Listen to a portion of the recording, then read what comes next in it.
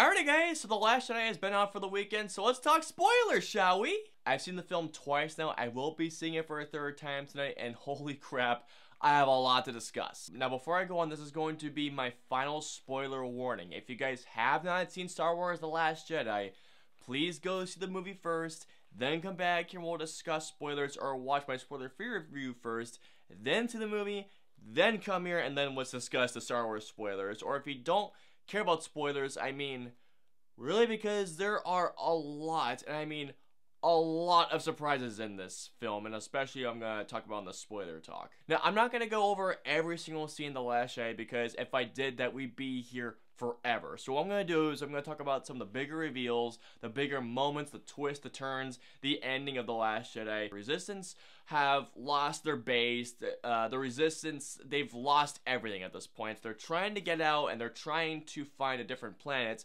while the First Order are hot on their tracks. And what I loved especially about this is that the character, specifically Poe, is given a lot more to do, because I think one of the general complaints that people gave The Force Awakens was that Poe was not given nearly enough to do. I mean, he had an amazing first scene, and then he just disappears until the third act. Where in this one, Poe is given so much more to do, not only just for development-wise, but how we really see his character really flesh out, given him being the hot-headed, trigger-happy guy that does have a heart. I love the opening scene that we see Poe in that tiny little X-Wing against that huge dreadnought. Now, I don't know about you guys, but the first time I saw that dreadnought, my jaw dropped. I mean, that thing was freaking huge. And then the jokes he was saying, I'm here to speak to General Hux. Okay, I guess I'm on hold now. You there? Hux with an H?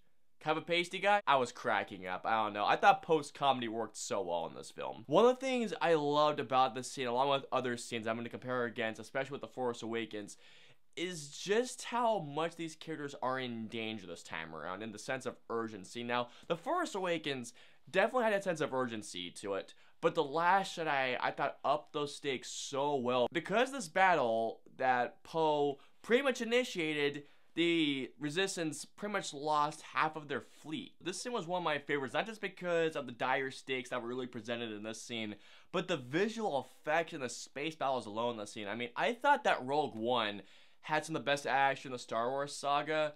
This tops Rogue One easily. I mean, seriously. Now, I think we can all agree that one of the biggest WTF moments of this film, and for me it was a good way, was seeing Leia in space. I know the first time I saw that part where I saw Kylo Ren as Adam Driver, who I thought was even better than it was in The Force Awakens here, I was gripping onto my seat. All of a sudden, another TIE fighter gets in there, and bam, it looks like Leia's dead.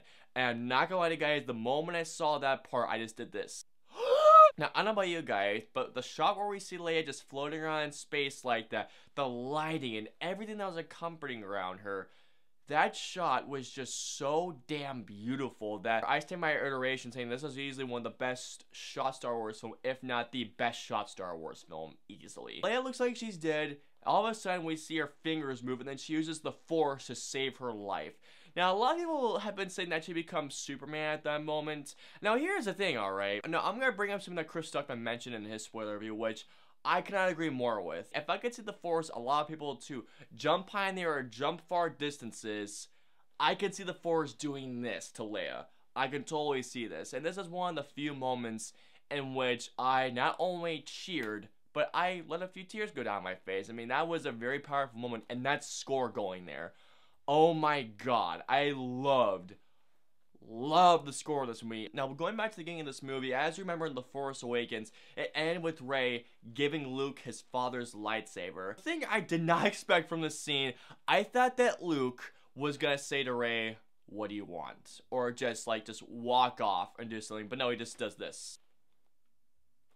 That just came so out of nowhere, and both times I saw this movie, I laughed so hard. This is one of those prime examples where I think the film does completely subvert every expectation out there with some very good comedy. Seeing Luke in this movie, to me, was not only just soul-crushing to me, but it made his character just that more interesting because of the state he was in. Because apparently before they shot this movie, apparently Mark Hamill disagreed with where Rian Johnson took his character. Given the 30-year gap between The Return of the Jedi and The Last Jedi, and given where Luke has gone, and especially his journey with him and Kylo Ren. Remember, he took Kylo Ren and a bunch of other students to train them to start a new order of Jedi.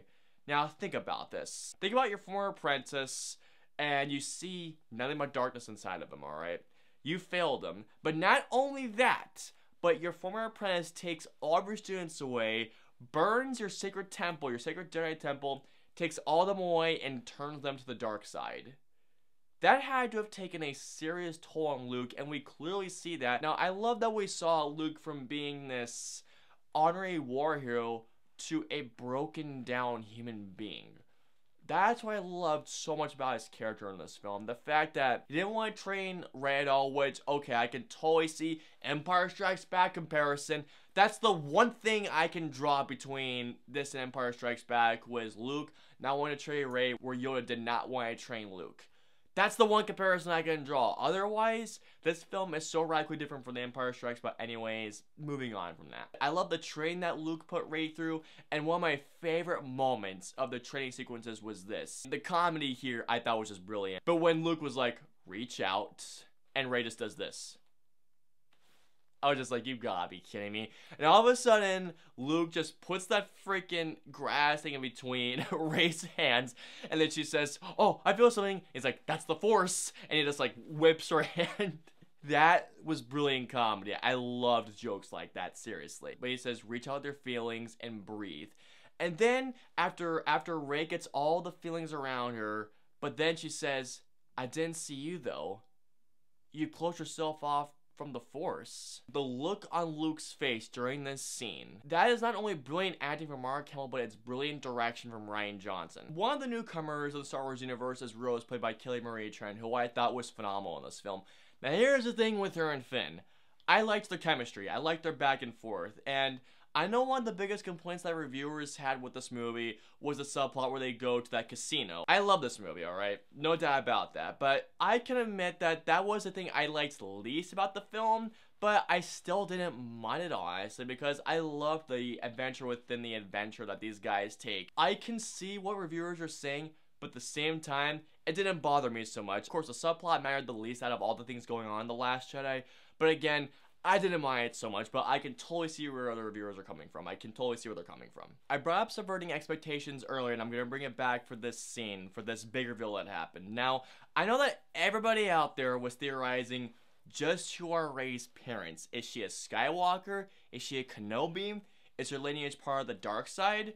Or is she Kylo Ren's sister? To which no, that was not going to happen. Now, honest to God, her being Kylo Ren's sister's probability was probably slim to none. Now here's the thing, did I theorize this? Of course I did. What I thought was gonna happen was that she was going to be Obi-Wan Kenobi's granddaughter, and if so, that would have been cool. I honestly would have been fine by that. But here's the thing, I actually thought that she got more interesting when Kylo Ren said, your parents are junkers, they're nobodies, they're scavengers, they sold you off. I thought that made Rey's character so much more interesting. I mean, isn't it so much more refreshing knowing that instead of such a grand reveal that Rey was either a Skywalker or a Kenobi, or that she's really part of the dark side, when really she comes from nothing.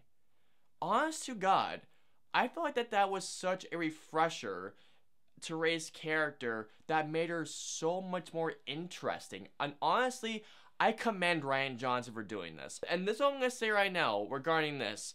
Luke even said himself in the film, this is not going to go the way you think. Now, I don't know if this is just me thinking about this, but I felt like that was such an amazing fourth wall moment. Because that to me was Mark Hamill and everyone involved saying, this film is not going to go the way you want it to go.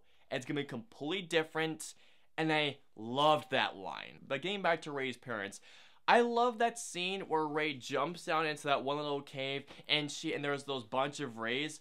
I thought that was such a clever scene, and then when I saw those two people, I was just like, who's that gonna be? And then all of a sudden when you see a reflection of herself, honest to God, that gave the best answer right there, because Rey is a nobody again. When you saw Rey herself, right there, that shot gave us our answer. That scene was absolutely brilliant. Now, like I mentioned in my spoiler-free review, some of my favorite scenes throughout The Last Jedi were the scenes where Rey and Kylo Ren were talking to each other through the Force, and I loved not just their dialogue, but the physical implications of that. Because we see it when Rey shoots Kylo Ren with her blaster, and we see that Ren feels the blast. Then we see it again when Kylo Ren feels the rain from Rey at where Skywalker is at. So anything, I feel like that was a bit of a foreshadowing for Luke, you know, which I'll talk about in a little bit. Not just that, but I love their banter, especially when Rey sees Kylo Ren with her shirt off, and then Rey says, "Could you put on a cowl or something?" Now, I'm gonna talk about one of the most badass moments of this film,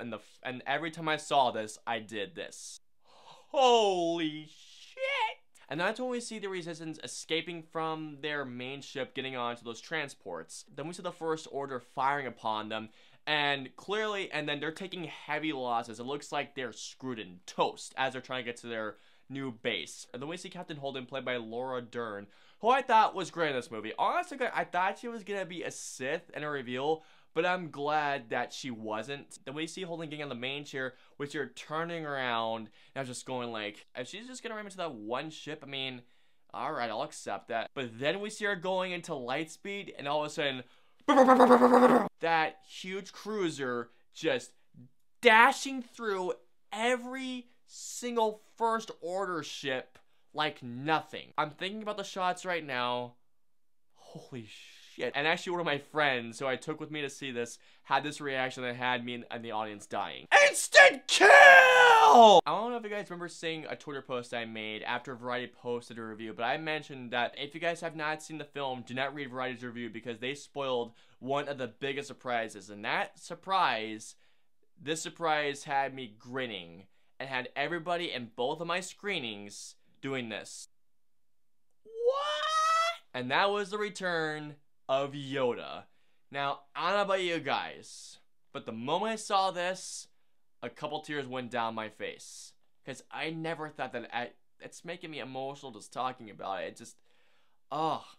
Okay, hold on, give me a moment. If you guys couldn't tell, I love this movie. But anyways, Yoda returns as a Force ghost. We see Luke as he's about to destroy the Jedi sacred text. But seeing that Luke didn't do it, Yoda does the job for him. And then Luke says, "You're burning the text!" They weren't page turners, just old books. I miss Yoda's dialogue so much, and just hearing him talk to Luke Skywalker, God, that brought me back to like a little kid again. It's making me, hold on, Skywalker, missed you I have. And then this line was said that is one of the best life lessons ever.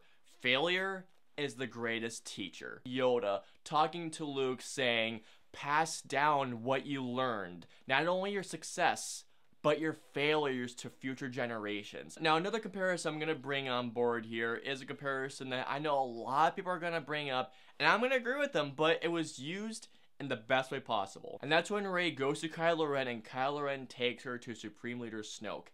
This scene is easily from Return of the Jedi, without a doubt. I can agree with that, but here's the thing. The way how it served the purpose of the story was so well done. And I know another big complaint from people is this: we didn't get to learn about Snoke! Well, here's the thing, alright. I look at Snoke as the Palpatine. Did we learn about Palpatine from the films? No, of course not, at least not that I remember. He was a Sith Lord, and that he killed Darth Plagueis. That's the one thing I'm pretty sure we all knew about Darth Sidious, unless if you've read the book. But now here's the thing, I never saw Supreme Leader Snoke as the main bad guy for the sequel trilogy. I always saw Kylo Ren as the bad guy, the main bad guy. So yeah, Snoke getting killed off, purposeful. Now the thing I loved about the scene was how Snoke read his emotions, but he couldn't tell the future. You're getting ready to destroy your opponent. You're getting ready to get rid of your true enemy. Kylo Ren turns the lightsaber around and bam, like that, Supreme Leader Snoke is gone. For me, it was always Kylo Ren. For me, it was always seeing Kylo Ren's complete journey to the dark side. I saw basically Supreme Leader Snoke as a stepping stone for Kylo Ren. I love the moment where Ren and Rey are trying to get Anakin Skywalker's lightsaber, and then bam, it just shatters. And I loved how Rian Johnson subverted our expectations. We were expecting another big reveal from Snoke, when in reality, Snoke's not the main baddie. So if anything, again, I applaud Rian Johnson for taking what we thought our expectations were and pretty much wiping them away and creating something new for us, which is what I loved about The Last Jedi even more. Now, if you guys remember my Force Awakens review, you guys will remember that one of the reasons why I did have flaws with The Force Awakens is because some characters didn't have enough screen time. Poe was one of them, Snoke was another, and another was Captain Phasma. Captain Phasma did absolutely nothing in The Force Awakens along with Snoke, but along with Poe, they were given a lot more to do. Phasma, while she isn't given so much more to do, she's actually given a great scene in this movie. She,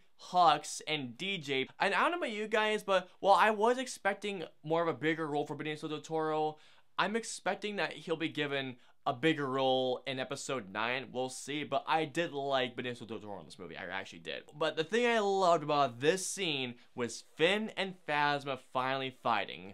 This scene was not only beautifully filmed, but it was so beautifully choreographed. Now I can admit, when Finn said, "Bring it on, Chrome Dome," cringy, but you know what? I liked it anyways. It was a nice laugh. I look at Captain Phasma as the new Boba Fett. Boba Fett is one of the most badass looking characters, but maybe Captain Phasma will be explored further. Who knows, but I look at Captain Phasma as a Boba Fett. I didn't really feel like that Captain Phasma was going to be a huge role in this sequel trilogy, but if anything, I thought she was going to be a very badass character. The line I love that she gave to Finn before her demise, because I don't think she's really gone, unless if she is, then that sucks. When Finn knocked her down and then just said, "You'll always be scum." Rebel scum. I don't know if it was just me, but I thought it was just a great callback to the original trilogy. I really do think it was. I know a lot of people were frustrated that Captain Phasma was given pretty much nothing to do in The Force Awakens, or at least in The Last Jedi, while she was given things to do, her time was cut short. But then again, I didn't mind it so much, but I can understand people's frustrations with Captain Phasma in this film. But I love the fact that BB-8 was actually controlling an AT-AT, or an AT-AT, however you pronounce it. Okay, now before I go on, I almost forgot to mention this, but can I just talk about how funny that scene was with Chewbacca and the Porgs? The Porgs, for me, looked so adorable, and they looked like they were gonna provide some very funny comedy. And in my opinion, they did. I thought the Porgs were a great addition. They weren't annoying at all, but the scene where it looked like she was about to eat a cooked Porg, and then we see 4 Porgs who are like, "Oh no!" Their faces, oh my god. Both times I saw this movie, I heard this. "Aww!" And then right when Chewie just yelled at him to say, "Get the hell out of there," everyone was just dying with laughter. And then she was like, "Screw this." And then of course, when he was flying the Millennium Falcon and we see the Porg just going like, "Ah!" And then Chewie just slaps it out of the way. The Resistance have gone into their mineral plant, and the First Order are literally right behind them. And Kylo Ren has assumed role of Supreme Leader, and they're about to pretty much take out the Resistance entirely. Now, I hope I wasn't the only one who caught this, or if it was just me thinking of this. When I heard those mining vehicles going against the First Order, did I at first hear the Snowspeeder battle tune at first during that battle? I swear to God, I started to hear the Snowspeeder music from Empire Strikes Back. I don't know if it was just me hearing that, but if you guys heard that too, please let me know below. But now, one of the things I thought was gonna happen for sure when the scene was going on was Finn sacrificing himself. Now, if Finn had done this, I do think it would have been an amazing moment. But the fact that Rose came in to save him, I thought was actually a great moment. I really did. And when she said these lines, "We're not gonna win by fighting what we hate. We're gonna win by saving what we love." But then when she kissed Finn, I will admit, it was a little cheesy. And when she just like passed out like that, I was just like, alright, I mean, okay. It was easily a cheesy moment, but I love the lines. I love the lines, I really did. Now, the scene I'm about to talk about here is easily one of the best scenes of the entire Star Wars saga. But that's when Luke comes to the mining planet, gives Leia the golden dash, the Millennium Falcon, which I thought was a really nice touch. And then he goes out, he sees C-3PO saying, "Master Luke." And then Luke winks at him, goes outside to face the First Order by himself. Now, this scene, everything that happens here is among the best scenes, for me, of the Star Wars saga. Kylo Ren sees Luke and says, "Shoot that man with everything that we've got."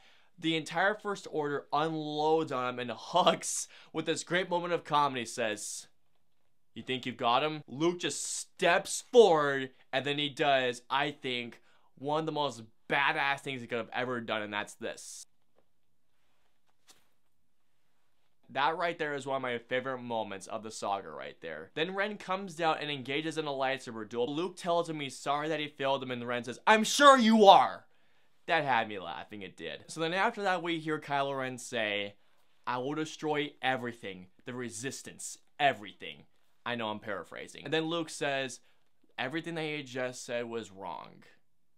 I will not be the last Jedi." Cutting to Rey, helping the Resistance, getting out of there, and then Rey and Finn reuniting, which I thought was such an amazing moment. Their hug, oh my god, provided me with such joy. Then Luke says this line that had me just grinning so much. "If you strike me down, I will become more powerful than you'll imagine, and I will haunt you for the rest of your days, just like your father." Kylo Ren's reaction, his face, how his eyes just lit up with anger, and seeing him gripping with his lightsaber, he rushes, looks like he has just killed Luke Skywalker, then he turns back, and we see Luke Skywalker, but it's a projection. Luke Skywalker the entire time was on that island projecting himself using the Force. Now, I know people have been saying it was not his strongest. If you are able to go from that far off from different planets and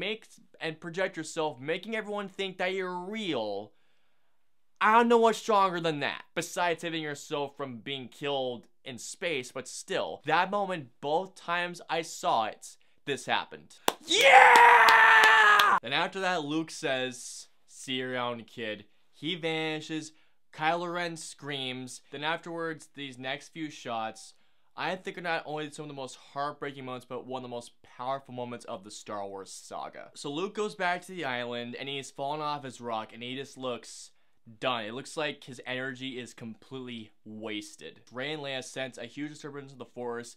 Then after this, one of the best shots ever comes up right here.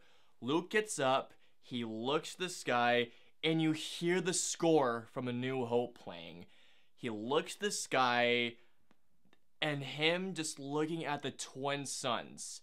This shot right here is one of the best shots I have ever seen from a Star Wars film. Ever.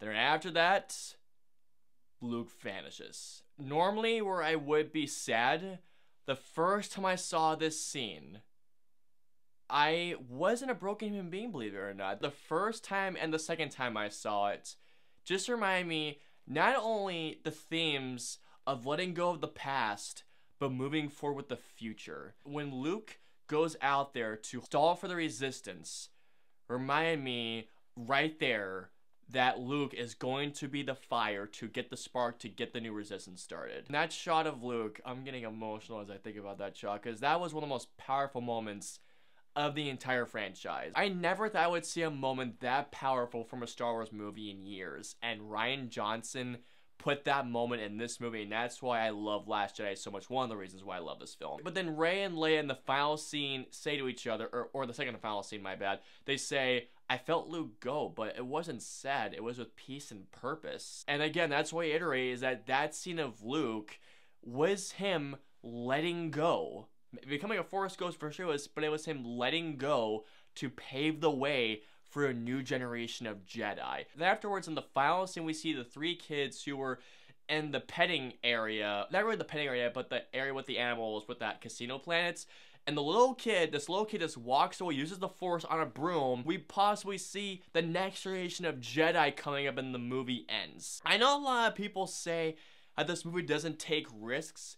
After seeing this movie twice, I don't know how people say that. One thing I've noticed is that the critics and the audiences are actually divided on this film, which really surprised me. The critics are loving this film. Currently, this film has about 93% on Rotten Tomatoes. It could go higher or lower, I don't know, but on Metacritic, it has a universal acclaim rating to it. However, audiences on Rotten Tomatoes don't feel the same way. And the last time I checked, this movie has a 57% on Rotten Tomatoes. One of the many complaints I see about this movie is that people say is that it's too different and it just strays too far from Star Wars. Here's the thing that I have to say to counter that.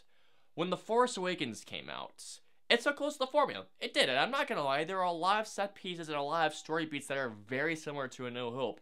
Yet I love The Force Awakens. And yet a lot of people hated Force Awakens. But then The Last Jedi comes around. It divides from the formula, but at the same time, at its heart, is still a Star Wars adventure with the characters and the epic battles that you would know and love from a Star Wars film. And yet people say it diverts too far from the source material. And not just that, but people say that the reveals weren't grander to their expectations. And that's why I think that Rian Johnson did an amazing job with subverting expectations to where everybody was theorizing to if Rey's parents were going to be a Skywalkers or Kenobis or even Snoke's lineage, to be example.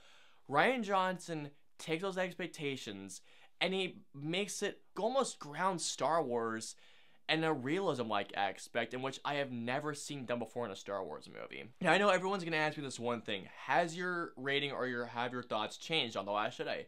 Absolutely not. As a matter of fact, talking about this movie for this video has not only made me love it more, but it makes me want to see it for the third time, which I am tonight. From tone to feel to even look-wise, this is the most different Star Wars film that we've ever had, while still at the same time still retaining that Star Wars heart. It retains that adventure, it retains the characters, it retains the humor a little bit, it retains the epic space battles, it retains the amazing score. And at the same time, what this movie does is what I love about it so much is not only does it divert, but it cleanses the palate for us to move forward in the future for future generations of Star Wars things. And I know the final thing you guys are asking is how are you ranking the Star Wars films now that you have seen The Last Jedi a few times? And here's how I'd rank them.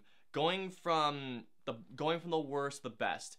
The worst for me is Attack of the Clones, followed by The Phantom Menace, followed by Revenge of the Sith, then Rogue One, then Return of the Jedi, followed by The Force Awakens, then Last Jedi, A New Hope, and then Empire. Alright guys, that was my spoiler review of Star Wars The Last Jedi. Guys, please comment down and let me know below what were your favorite moments from The Last Jedi, or if you want to let me know some of your least favorite moments. If you hate this movie, talk about why you hated the movie. If you loved it, talk about why you loved it. If you guys want to follow me on social media, I'm on Facebook, Twitter, Instagram, Twitch, and I'm also on Snapchat. So if you guys want to follow me on all those social media platforms, all the links and the usernames are in the description below. I hope you guys enjoyed my spoiler-filled review of Star Wars The Last Jedi. If so, please hit that like button, share, and subscribe to see more spoiler-filled reviews just like this one. If you guys want to see my spoiler-free review of The Last Jedi, please click right here. And if you guys want to see my review of The Disaster Artist, please click right here. And of course, until the next review, I will see you guys next time.